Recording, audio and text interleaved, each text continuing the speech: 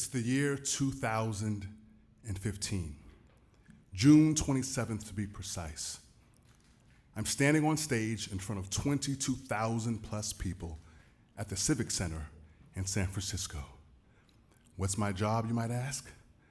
I'm the MC, the comedian of one of the most incredible experiences of my life. The crowd is going crazy. I tell a joke. They laugh in waves that ripple a mile deep and come back. I'm living my dream. And at the end of my performance, I had to do something to remember that moment. So I pulled my phone out. I put the camera on, selfie mode. And I took a picture to remember that moment. So I was like, this might never happen again. But let me take you back 10 years where it all began, where the dream of becoming a professional stand-up comedian began for me. You see, I was a naval officer. In fact, I spent 14 years in the United States Navy. You're welcome. Thank you, those who clapped a little bit, a few of you.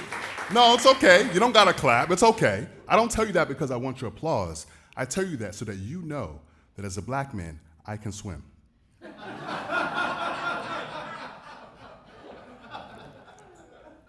You see, comedy has the power to transform, to connect, to help you excavate pain and suffering through your body and transform it into material that people laugh at.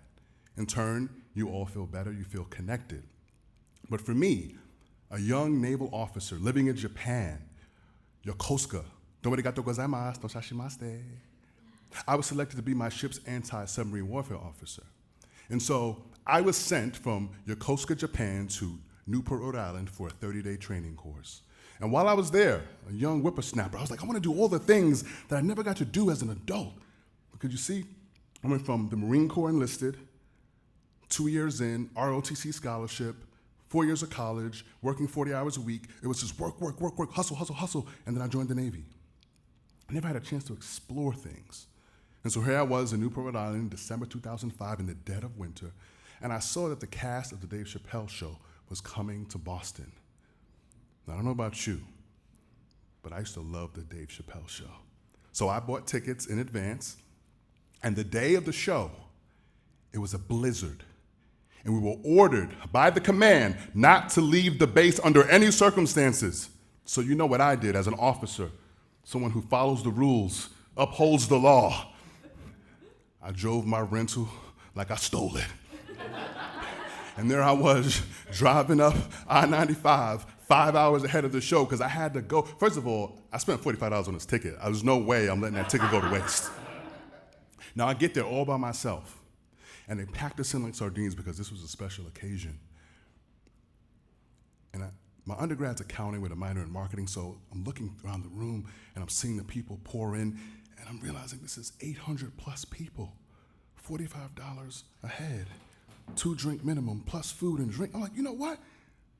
9 sold out shows, they just generated $1 million in a weekend telling jokes. This is a business? I gotta figure this out. So I watched the show, and what I realized is I came by myself, but I left with a whole bunch of friends. Everybody arm in arm. And I even got laid that night. That's when it dawned on me that there was a correlation between comedy and orgasms. So tonight, we're here to talk about one of the most important things in life, and that is, what is the ROI of LOL? And LOL is laughs, orgasms, and leadership. So it's gonna change the way you think about LOL from now on. Now here's the thing. Laughter and orgasms have a lot in common because they both induce this chemical in your brain called oxytocin. So when you laugh, especially when it's uncontrollable, when it's involuntary, the toxins not toxin, it's the best medicine, as they say, right? It's released in your brain. It's the same chemical that you have when you're having sex. It's the same chemical that you have when you're holding your baby or breastfeeding. This chemical is universal. And so when you can induce that in audiences, whether it be for one joke or an entire set, you're bringing yourself closer to those individuals, which inevitably helps you be more successful in business. So let's talk about the ROI of LOL. Now fast forward about 4 years. I'm doing stand-up comedy, I'm still a naval officer, I'm leading people, but I'm leading with love and laughter. I don't advocate giving your coworkers orgasms. That's an HR violation. But you can make them laugh as often as you possibly can. And even if you don't think that you are funny, facilitate an environment where your colleagues, your subordinates, even your superiors feel confident being funny around you, because there's a study that was in the book, The Levity Effect. Over 1 million employees were surveyed. And in environments where they feel like they can be themselves and be humorous, less mishaps occur because people are more likely to speak up in environments where they feel connected with their friends.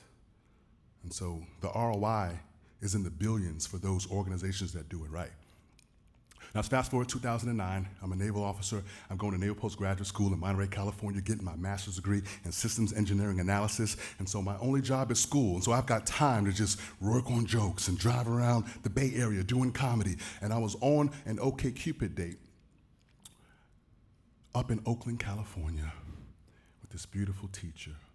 And I was a lieutenant in the Navy driving a BMW 335i turbocharged, 2 twin tailpipes, feeling like the man. It was raining outside, so I got my umbrella and I was escorting her to the car when I looked across the street and I said, "Why is there a line of people staying in the rain?" And she said, "Well, Dave Chappelle just got back from Africa." I was like, "Word? We gotta go see him." She goes, we can't, the tickets are expensive. I'm like, "Girl, how much are the tickets?" She goes, "They're $55. I was like, "Girl, I'm a lieutenant in the Navy. We're about to make it rain. Let's go." I got the tickets, I got the drinks, I got the food. Don't worry about nothing. I'm bringing us in. So because it was raining, we managed to get into the show because it was sold out before that. Now, before the show, because I'm a professional, I'm handing out my comedy business cards left and right to people, letting them know, "Hey, I'm a comedian, I'm a comedian, I'm a comedian." During the show, Dave Chappelle comes out at 10:35. I'll never forget that moment. He came out and everyone is screaming for like 5 minutes straight, just standing ovations, yelling. People are yelling the catchphrases from the show, "Rick James, bitch," and all of that stuff, right? Now, Dave Chappelle is expertly handling them for hours on end. We're 2 hours into the show. It's a little bit past midnight.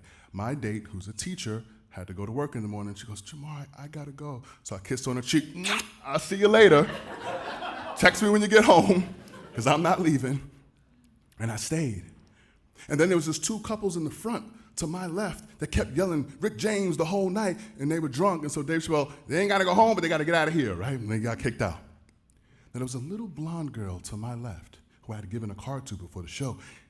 And she nudged me, "JaMarr, we should go take those 2 seats up front." I was like, "Girl, what's wrong with you? You trying to get us kicked out?" But then I thought to myself, she could be my Michelle Pfeiffer. This could be Dangerous Minds. I said, "You know what? You go first, I'll go behind you." So she started walking, and I tiptoed. She sat down, I sat down.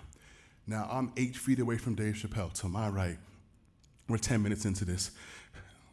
The blonde girl nudges me again, this time from this side.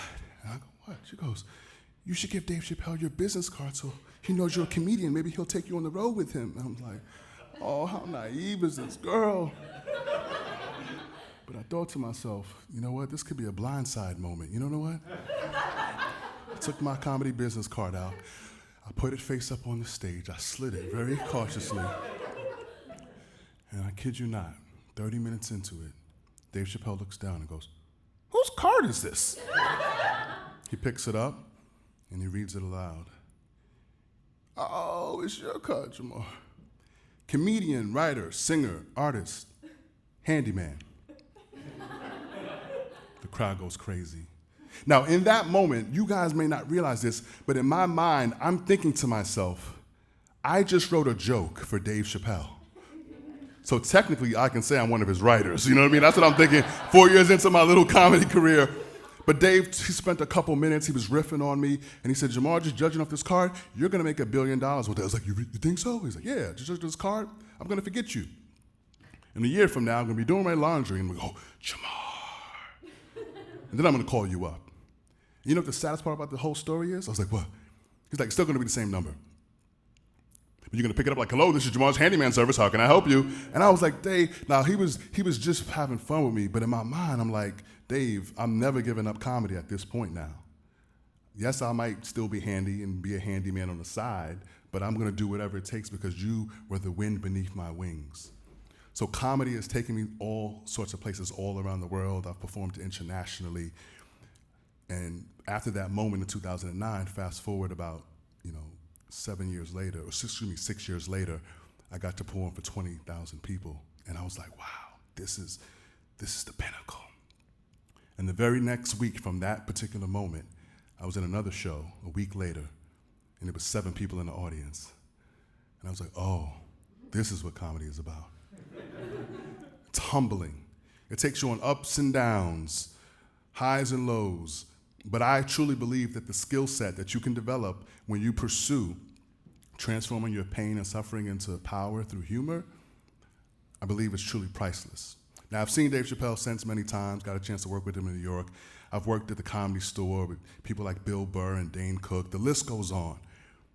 But I will tell you, it's when people come up to you at the end of a show and tell you that their day was going south, and for an hour, maybe 90 minutes, you got them to stop thinking about the pain and suffering that they went through.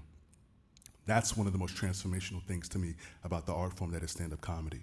Now, I know we're kind of in a cancel culture right now, and what I say is, listen, there's a flavor for everyone. Make sure you do your research about who you're going to see so that you don't get any surprises, But ultimately, if we all develop our sense of humor, the impact to your bottom line, if you run a company, if you work for a company, is limitless. So I want to leave you with this. I see myself as an artist. The art of stand-up comedy is the art of communication, something that we're all capable of. And if you develop that art, it will help you become better as a partner, as a spouse, as a business partner. And so really it's an endless, I call it the infinite game. Most recently, I had a chance to MC an award ceremony for the Industrial Design Association that came to Austin, Texas, where I now live. And it was amazing to see hundreds of designers who make products, services, and packages be amazed that someone could actually be funny on stage. Because for the last 20 years, their awards were so boring that you could watch paint dry, and that would be more exciting. And so imagine how many boardrooms you can impact and change if you just are willing to take a risk. Dare to be funny. That vulnerability is your greatest superpower, and it will be your greatest super connection. Thank you.